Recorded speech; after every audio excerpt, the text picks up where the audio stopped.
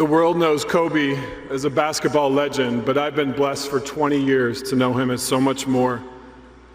The Kobe I know had three unique sides that I hope to quickly honor today. Kobe the best friend, Kobe the dad, and Kobe the husband. I will start with Kobe the best friend. Do you remember where you were on that foggy, sunless morning of January 26 when the axis of the world seemed to shift forever for all of us? I was in Sunday church with my family. My phone was deep in the pocket of my jeans when I felt the familiar text buzz. For a second, I ignored the notification because I was in church. But for some reason, with this text, I felt a sudden urge to check my phone. I slipped it out of my jeans and discovered the text was from Kobe. There was nothing uncharacteristic or unfamiliar about this. For the last 2 decades, Kobe and I talked or texted every single day, because that's what best friends do. In that moment, my instincts were to put the phone down and get back to the preacher's sermon, but a gentle, otherworldly nudge compelled me to open the text, so I did. I quickly saw that Kobe was asking me if I happened to know a certain baseball agent based in Southern California. Since Kobe's question didn't have any urgency to it, I decided I'd wait until after church to respond. But then again, there was a gentle nudge. I grabbed my phone and texted Kobe back that I had seen the baseball agent at a Lakers game just the other night and was happy to help him with whatever he wanted. It was now just past 9:30. Kobe texted back explaining his desire to help a friend of his secure a baseball agency internship for one of his young daughters. Kobe vouched for the girl's character, intellect, and work ethic. He clearly wanted to champion a bright future for her. I texted Kobe right back and said I would put a plan in motion to help him get that done. A handful of minutes later, Kobe and Gianna and 7 other beautiful souls ascended into heaven. Kobe had been texting me from the helicopter. The girl in that text chain that he was wanting to help so badly was Lexi Altobelli, the surviving daughter of Coach John Altobelli, who was also on the helicopters. Kobe's last human act was heroic. He wanted to use his platform to bless and shape a young girl's future. Hasn't Kobe done that for all of us? Kobe was literally the best friend anyone could ask for. He always championed and passionately celebrated the accomplishments of others and downplayed his own. The man who had won multiple NBA titles, MVPs, and an Oscar would buzz with excitement when someone he loved would reach even a simple goal. With any achievement, Kobe was always the first to call. This was one of his greatest gifts as a friend and something I will forever miss. There's one story that shows this beautiful side to Kobe. As Vanessa shared, in the years following his retirement, Kobe was often one of the first carpools to pick up his daughters from school.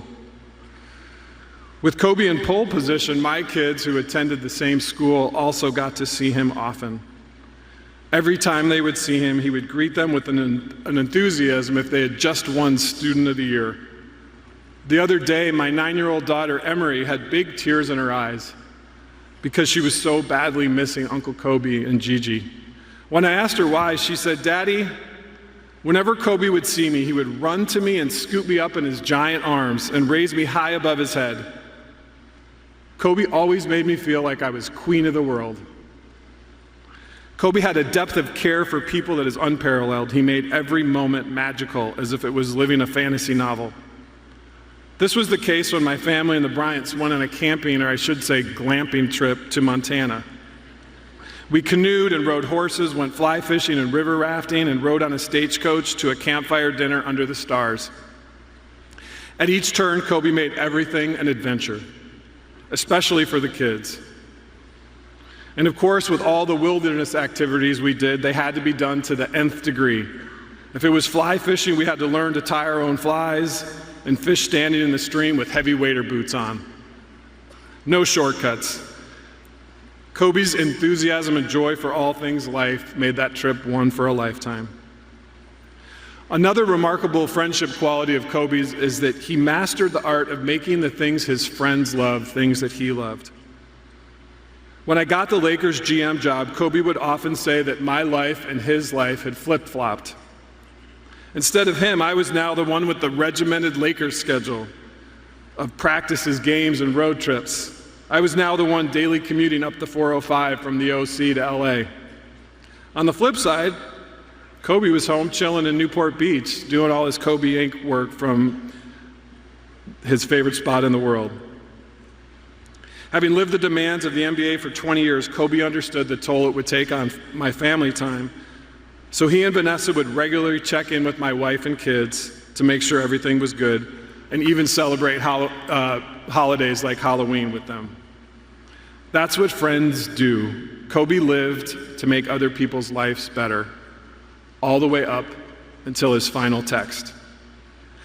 The day after Kobe was gone, I was at home and feeling totally lost. I couldn't imagine life without the strength and guidance of my best friend. As part of my grieving, I felt an overwhelming need to connect with something tangible that represented our friendship, a picture, a voicemail, something that Kobe left behind.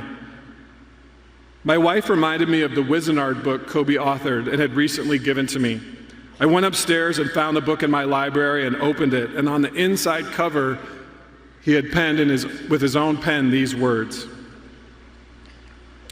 "To RP, my brother, may you always remember to enjoy the road, especially when it's a hard one. Love, Kobe."